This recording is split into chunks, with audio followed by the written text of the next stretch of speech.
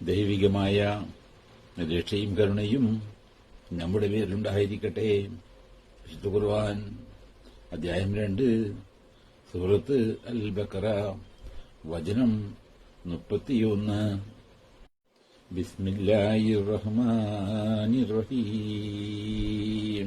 وعلم آدم الأسماء كلها ثم عرضهم على الملائكة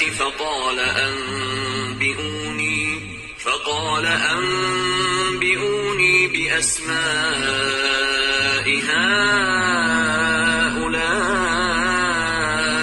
إن كنتم صادقين.